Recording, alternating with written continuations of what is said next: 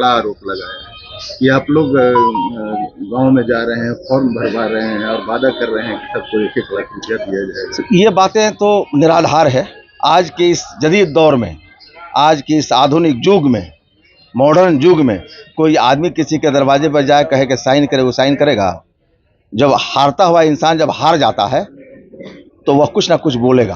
और जीतन राम मांझी जी यहाँ के मुख्यमंत्री रहे हैं, लोकसभा के सांसद रहे और अध्यक्ष रहे, मंत्री रहे, उनके बेटा मंत्री हैं, उनकी बहू अब चुनाव लड़ रही हैं।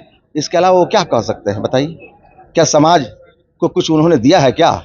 इमामगंज के रहने वाले हैं और इमामगंज की स्थिति को जाकर देखिए, वहाँ के रोडों को देखिए, वहाँ के लोगों के जीवन स्तर को देखिए, तो ऐसा राजनीतिक जो लोग हैं, राजनीति करने वाले, उन्हें संन्यास ले लेना चाहिए। हम लोगों जैसा आदमी अगर होता तो संन्यास लेकर भीख मांग लेगा, खीरा बेच लेगा, भूजा बेच लेगा, लेकिन लोकतंत्र में जनता को ठगने का काम नहीं करेगा। जनता को जब ठगते हैं तो ईश्वर भी कांप उठता है। ईश्वर का प्रतिरूप ही जनता है और जनता अपने अधिकारों का 5 सालों के लिए अधिकार काट कर आपको दे देती है। उसके साथ ठगने वाला, उसके साथ साजिश करने वाला माफ नहीं किया जाता है। क्योंकि इस अदालत के बाद भी एक अदालत है, इस सदन के बाद भी एक सदन है, जहां इंसान अपने कर्म और कुकर्मों का जवाब देता है।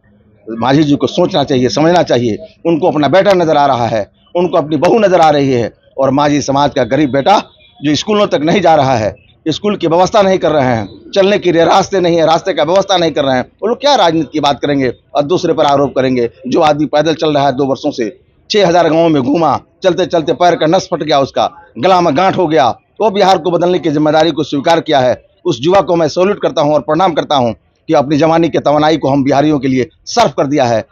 इसलिए हम और उसके विचारों से ओतप्रोत होकर हम जनता के साथ कंधा से कंधा मिलाकर बिहार को बदलेंगे।